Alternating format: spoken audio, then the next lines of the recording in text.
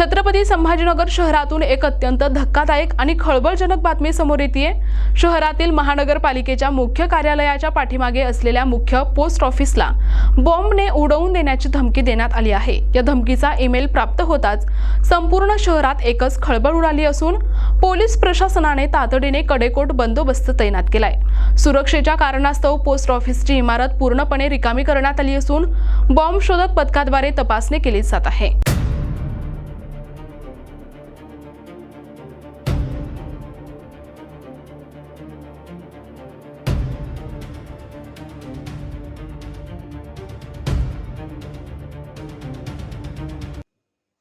आज दुपारी पोस्ट ऑफिसच्या अधिकृत ईमेलवर ही धमकी प्राप्त झाली। या माहितीमुळे प्रशासकीय यंत्रणेची मोठी धावपळ उडाली।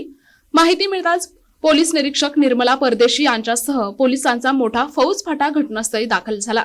खबरदारीचा उपाय म्हणून पोस्ट ऑफिसमधील सर्व कर्मचारी आणि तिथे आलेल्या नागरिकांना तातडीने बाहेर काढण्यात आले।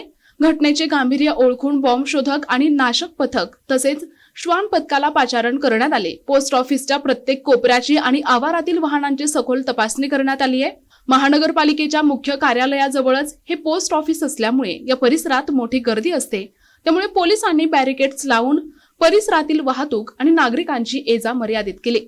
हा ईमेल कुणी पाठवला आणि त्यामागे काय उद्देश आहे याचा तांत्रिक तपास सायबर विभागामार्फत सुरू आहे। दरम्यान नागरिकांनी घाबरून न जाता शांतता राखावी आणि कोणत्याही अफवांवर विश्वास ठेवू नये असे आवाहन पोलिसांच्या वतीने करण्यात आले। छत्रपती संभाजीनगरमधील ही घटना पाहता शहरात भीतीचे वातावरण निर्माण झाले आहे। पोलीस या प्रकरणाच्या मुळाशी जाऊन हा खोडसाळपणा आहे की गंभीर कट याचा तपास करत आहेत।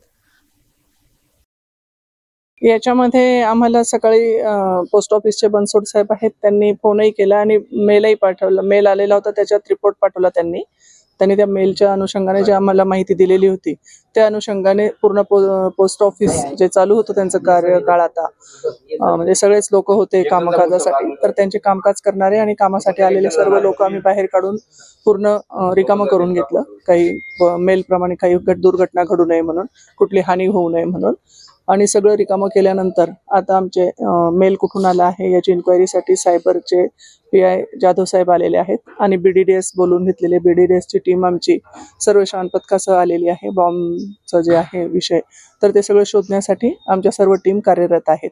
सर्व शोधून खात्री झाल्यानंतर पूर्ण आमची शंका दूर झाल्यानंतरच मग पुढचं होईल, तोपर्यंत आमची चौकशी चालू आहे।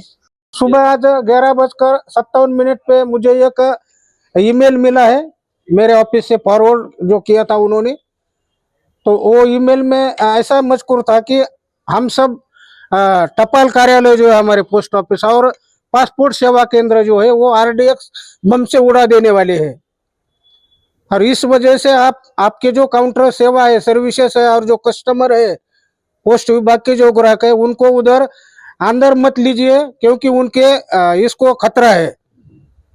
तो जैसा ईमेल मुझे आया तो मैंने तुरंत हमारा जो नज़दीक की जो सिटी चौक पुलिस स्टेशन है उनको और कमिश्नर ऑफ पुलिस को तुरंत मैंने इसकी जानकारी दी। जानकारी जैसी दिया वैसी उनकी पुलिस स्टेशन की टीम इधर आई, उन्होंने पूरा परिस्थिति का जायजा लिया। ATS की टीम भी इधर आके गई और उनका पुलिस का भी हमको अच्छा सपोर्ट मिल रहा है। अभी रही बात हमारी जो कस्टमर है जिनको अभी हम सेवा नहीं दे पा रहे, तो लेट आवर्स भी हम उनको जिनको जरूरत है तो उनको लेट आवर्स तक हम आज सेवा देने वाले हैं। कितने पोस्ट ऑफिस को धमकी मिली है? ये सभी पूरे महाराष्ट्र के जितने भी पोस्ट ऑफिस है सभी को हम बम से उड़ाने वाला ऐसा मैटर है, उसमें मजकूर है। और पासपोर्ट सेवा केंद्र दोनों।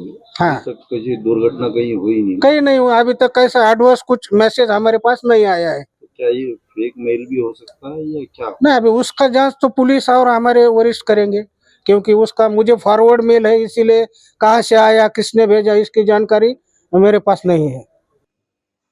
प्रतिनिधी रमेश नेटके, NTV न्यूज मराठी, छत्रपती संभाजीनगर।